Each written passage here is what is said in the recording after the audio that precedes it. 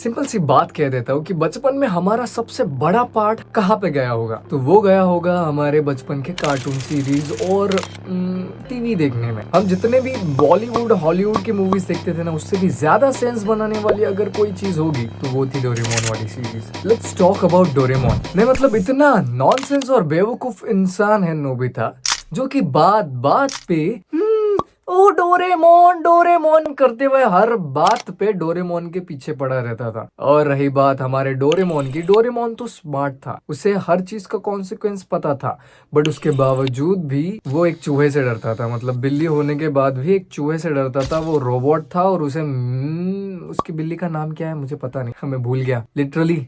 Video बना रहा हूँ मैं डोरेमोन पे।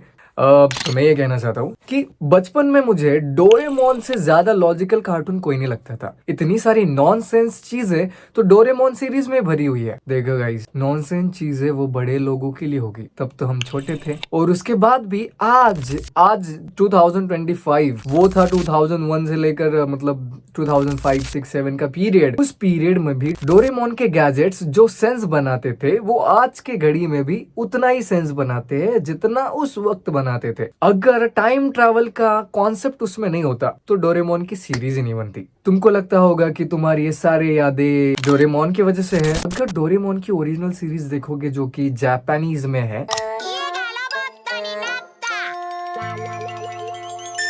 उसकी आवाज सुनोगे तो शायद ही तुम्हें डोरेमोन से प्यार होगा।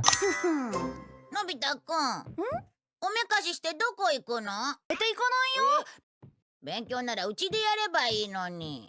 अगर उसको किसी ने बेहतरीन बनाया है तो वो क्रेडिट तो इस इंसान को जाना चाहिए, क्योंकि every way she has given her voice. मैं क्या हुआ? हाँ? नोबिता, मैं तुमसे कुछ कहना चाहता और हूँ। डोरेमोन के वॉइस को इस तरीके से उसने जस्टिफाई किया है। मतलब अब समय आ गया है कि मुझे फ्यूचर में वापस जाना होगा नोबिता। मतलब मुझे तो इनसे प्यार हो गया, होना ही चाहिए, क्योंकि ये मेरे बचपन की क्वीन है। मतलब इनकी आवाज मैं बचपन से सुन रहा हूँ। अगर मैं उनकी आवाज अभी भी सुनता हूँ ना तो मुझे बचपन की याद आती है। क्यों इनके बारे में बात कर रहे हैं? क्योंकि ये बचपन के हर एक कार्टून के वॉइस ओवर में है। और वही तो मजा है। Sonam ji, thank you so much for making our days great.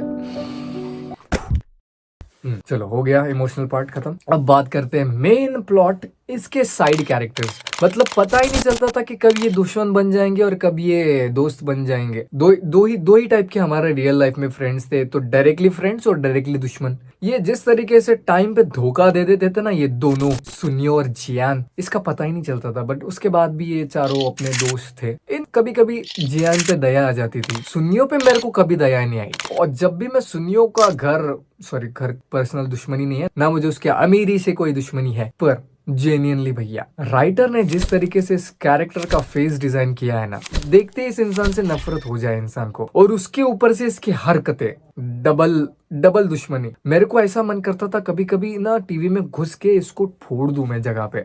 और मेरे को ना नोबिता पे दया नहीं आई। नोबिता लगता था भोला मासूम बेचारा, बट कभी कभी ना नोबिता पे भी गुस्सा आ जाता था कि इतना कैसा बेवकूफ हो सकता है बे तू। और उसमें भोली सी शिजुका, वो लगती भोली थी या फिर भोलेपन का एक्टिंग करती थी, पता नहीं, पर अच्छे दिन बनाए Shizuka, thank you so much. बचपन में मैत्रीन की जो कॉन्सेप्ट है ना कि ऐसी मैत्रीन होनी चाहिए हर ग्रुप में, घर वालों ने एक्सेप्ट कर लेना चाहिए। हमको ऐसे लगता था कि हमारे रियल लाइफ में भी कोई ऐसी शिजुका हो जिसे हम ना करे, बट एक दोस्त का सर्कल जैसा होता है वैसा। पहली बार तो वहीं पे देखा था।